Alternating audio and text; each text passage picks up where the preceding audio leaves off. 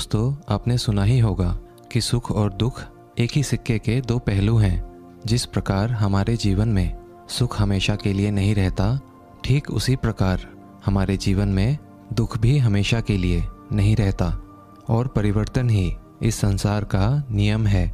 ठीक इसी प्रकार जो आज हमारे पास है वो हमारे पास कल नहीं रहेगा और जो किसी और के पास है वो भी उसके पास हमेशा के लिए नहीं रहेगा।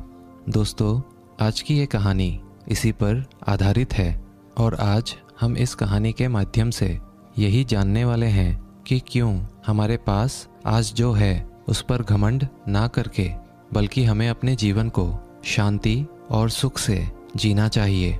एक बार की बात है, एक नगर में एक महान राजा रहा करता था। उस महल में उस राजा के पास किसी चीज़ की भी कोई कमी नहीं थी। सुख, धन, संपत्ति और यहाँ तक कि प्रजा भी उस राजा की जय जयकार किया करती थी।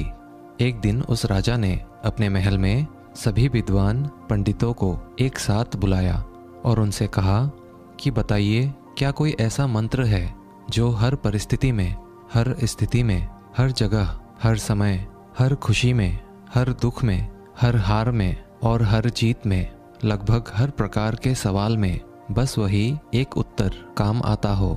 जब आप में से कोई भी मुझे सलाह देने के लिए उपस्थित नहीं होगा तो उस वक्त मैं उस मंत्र का उपयोग कर सकूं और अपने आप को किसी भी परिस्थिति, किसी भी स्थिति से बाहर निकाल सकूं। राजा का यह प्रश्न बहुत ही पेचीदा था। यह प्रश्न सुनकर राज्य के सभी विद्वान पंडित सोच में पड़ गए, एक दूसरे से चर्चा करने लग गए और यह चर्चा काफ़ी लंबे देर तक चली। काफ़ी सोच विचार करने के बाद उनमें से किसी को भी इसका जवाब नहीं सूझा। राजा को इस बात पर बड़ा ही क्रोध आया।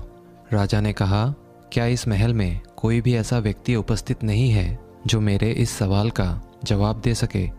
उस पंडितों की सभा में एक बूढ़ा व्यक्ति भी बैठा हुआ था।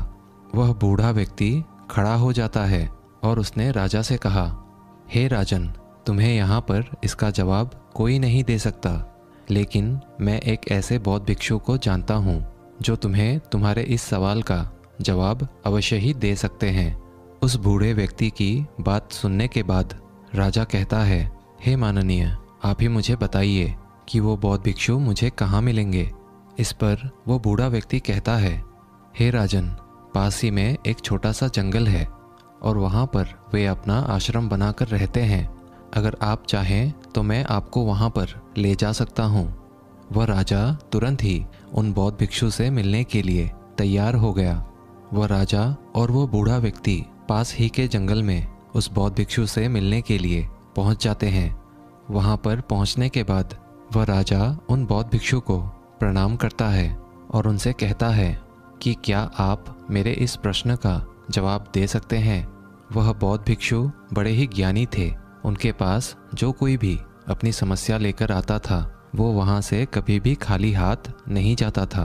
उन बौद्ध भिक्षु ने राजा के सभी प्रश्नों को बड़े ही ध्यान से सुना और उसके बाद उन्होंने राजा को एक छोटा सा कागज का टुकड़ा दिया जिस पर उसका जवाब लिखा हुआ था और साथ ही में एक शर्त भी लिखी हुई थी और उस शर्त में ये लिखा गया था कि हे राजन, इसे आप अभी नहीं देख सकते जब तक आपके ऊपर कोई अत्यधिक खतरा ना मंडरा रहा हो। जब आप खुद को अकेला पाएं, जब आपको कोई रास्ता नज़र ना आए, जब आप दुविधा में पड़ जाएं और जब आपको ये लगने लगे कि अब मेरे पास और कोई भी उपाय नहीं बचा, तभी आप इस कागज़ को खोलकर पढ़ सकते हैं। राजा ने उन बौद्ध भिक्षु को प्रणाम किया और उस कागज़ को मोड़कर अपने हीरे की अंगूठी के नीचे रख दिया। ये सब वे बौद्ध भिक्षु बड़े ही ध्यान से देख रहे थे और वह ये देखकर मुस्कुराने लगे। तभी राजा ने उनसे पूछा कि हे गुरुदेव, आप मुस्कुरा क्यों रहे हैं? उन बौद्ध भिक्षु ने राजा को जवाब देते हुए कहा, हे राजन, बहुत ही जल्द तुम्हें अपने सवालों का जवाब मिलने वाला है। बहुत ही जल्द ऐसी परिस्थिति आने वाली है जब तुम्हें इस कागज़ की ज़रूरत पड़ेगी, तो इस कागज़ को बड़े ही संभाल कर रखना।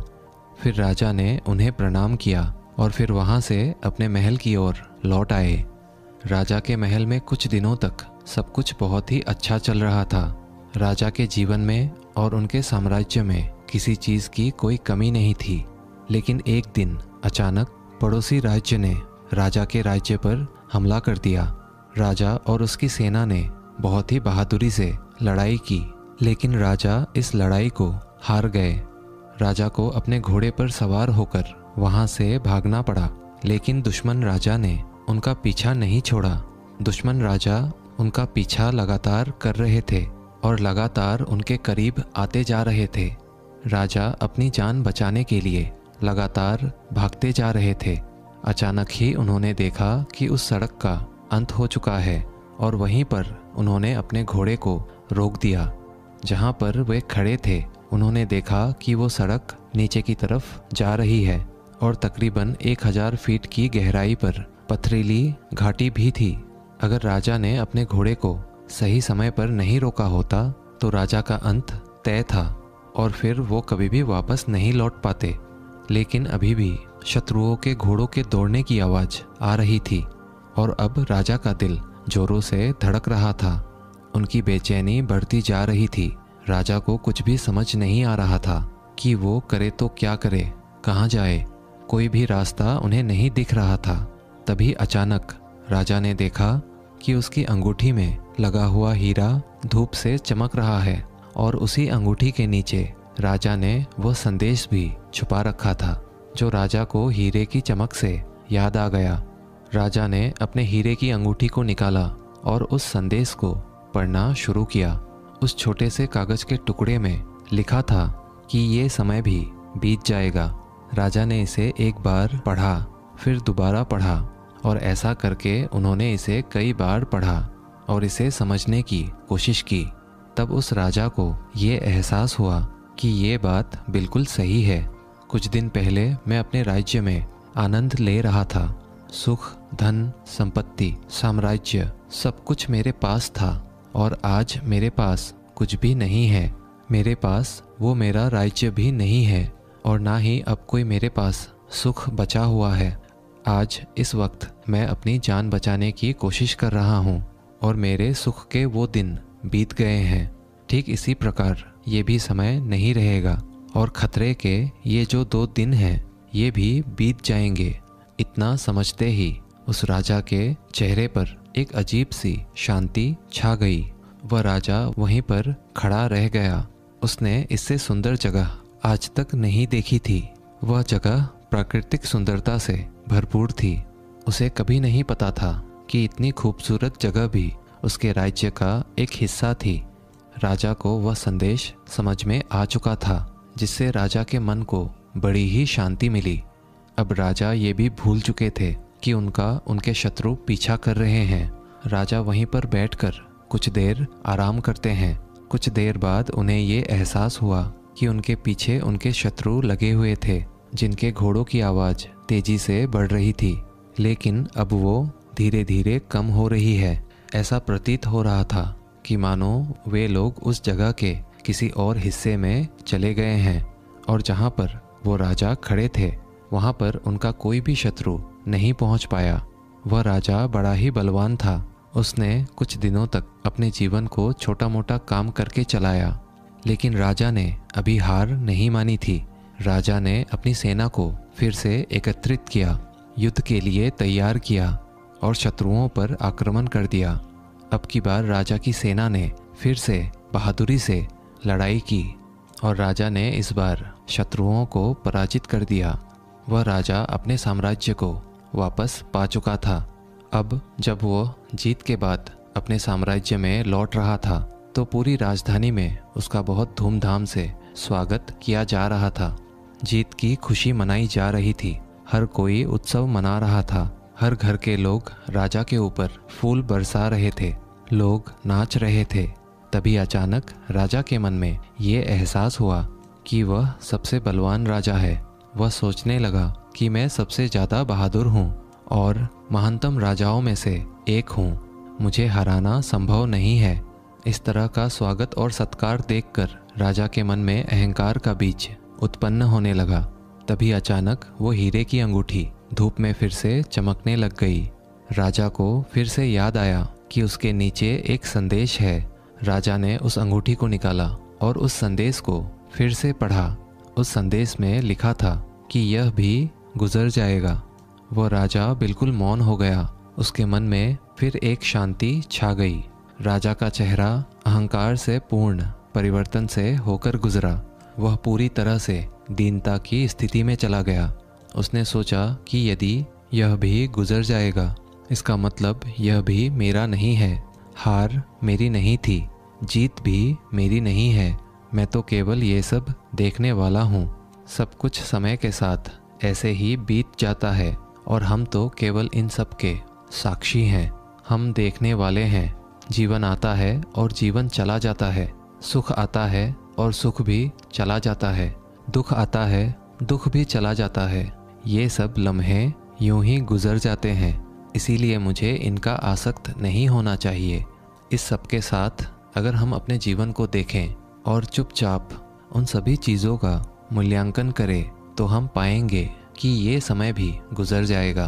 अपने जीवन में खुशी और जीत के बारे में सोचो। दुख और हार के पलों के बारे में सोचो। क्या वो स्थायी थे? बिल्कुल नहीं। वे सब आए और चले गए। ठीक उसी प्रकार ये भी नहीं रहेगा और बीत जाएगा। समय इसी तरह से बीतता चला जाता है। जीवन यूं ही गुजर जाता है। इस संसार में कुछ भी स्थायी नहीं है। सब कुछ बदलते रहता है। जीवन में परिवर्तन के इस नियम को स्वीकार करो। इस पर अपने नज़रिए से विचार करो। दोस्तों, हमारे जीवन में भी ऐसे कई पल आते हैं जिन्हें हम अपने जीवन से कभी भी जाने देना नहीं चाहते हैं। लेकिन ये जीवन है, ये समय है, ये पल हैं जो कभी भी नहीं रुकते। जिस प्रकार हमारे जीवन में सुख आता है और चला जाता है, ठीक उसी प्रकार हमारे जीवन में दुख भी आते हैं और चले जाते हैं। इसीलिए अपने जीवन को वर्तमान में रहकर जीना सीखें, क्योंकि जो पल, जो समय आपके पास अभी है, वह आने वाले समय में आपके पास नहीं होगा और तब आप केवल पश्चाताप ही करते रह जाएंगे। इससे अच्छा ये है कि वर्तमान में रहकर हर पल को खुशी से जियो, जी भर के जियो, क्योंकि आने वाला समय कैसा होगा ये हम में से कोई भी नहीं जानता। आने वाले समय में हम दुखी होंगे या सुखी होंगे, ये हम में से कोई नहीं बता सकता।